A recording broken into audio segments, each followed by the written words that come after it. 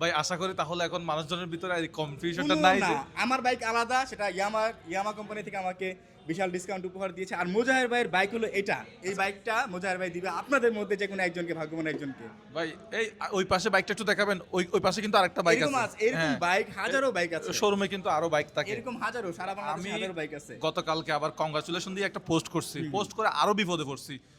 মানুষ তো ওখানে ভাই এটা তো বিশ্বাসঘাতকতা করলেন, বিশ্বাস ভেঙে ফেললেন, তাড়াতাড়ি আমি দিছি পোস্টটা ডিলিট করে।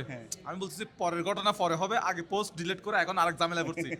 তারপরে আবার সাথে সাথে বাইকে ফোন দিলাম, আমি বলছি ভাই একটু কালকে যে কোনো ভাবে আসেন, এসে আমরা মানে জিনিসটা একটু ক্লিয়ার করে দিই। মানুষকে একটু ক্লিয়ার করি, ভুলটা ভাঙাই দিই আর কি। তাহলে অনেক এখন মানুষ অনেক ভুল বুঝতেছে যে হানিফ ভাইকে মনে হয় মোজাহের ভাই বাইক দিয়ে দিছে। ভাই, না, না। আসলে আপনাদের এই ধারণাটা একদম সম্পূর্ণ ভুল। মোজাহের ভাই বাইক এটা, আর এই বাইকটা আপনাদের মধ্যে আর যে কোনো আপনার একজন বাইক পাবে। কোথায়, বাইরে আছে মনে হয় না? হ্যাঁ বাইরে। এখন আশা করি ভাই কনফিউশন ক্লিয়ার হয়ে গেছে। একদম। আর আমি যেদিন বাইক পাই তারপরের দিন আমি আমার জিপিএস ট্র্যাকার লাগাই, দেন ওই দিনও আমি আমাকে যারা ভালোবাসেন, আমাদের মানবিক কাজ যারা ভালোবাসেন, সবার উদ্দেশ্যে ওই দিন আমি ক্লিয়ার করে দিছি। সবাই এখন অন্তত ভুল বুঝতে পারছে যে আসলে মোজাহের বাইক আমাকে দেওয়া হয় নাই, আমার বাইকটি আলাদা আর মোজাহের ভাইয়ের বাইক আলাদা, এই হলো তার বাইক।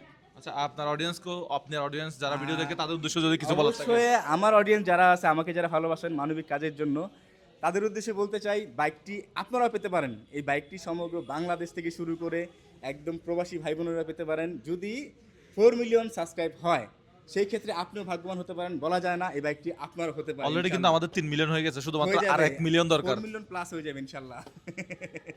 4 মিলিয়ন প্লাস হয়ে যাবেন। ভালো থাকবেন সবাই।